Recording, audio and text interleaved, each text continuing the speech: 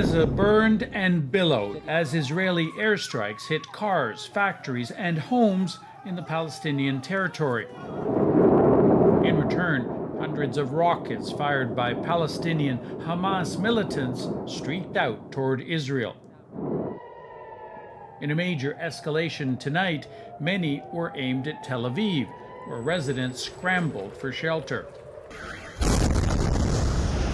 Earlier in Gaza, a 13-story residential tower teetered, then collapsed amid black smoke. Residents were warned to leave by text messages from Israel as the Israeli army said it was targeting Hamas offices in the complex. There were no reports of deaths there, but the streets filled with the funerals of more than 24 others. One was an 11-year-old boy. Why did you kill him? Asks his uncle. Israel kills and no one answers for it, he says, even though the whole world is watching. Along the border with Gaza, Israel lined up its tanks, threatening an invasion. And in a meeting with military commanders, Israeli Prime Minister Benjamin Netanyahu was defiant. We are at the height of a campaign, he says. The might and frequency of our attacks will be increased.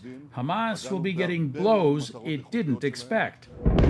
Israelis were not expecting this escalation either. In the country's south, rockets from Gaza flew from dawn, some hitting houses and killing 3 women.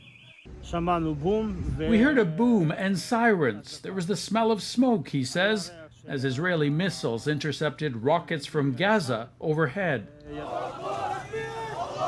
A spokesman for Hamas in Beirut isn't making any promises about how long these will continue. He blames Israel for starting clashes in Jerusalem.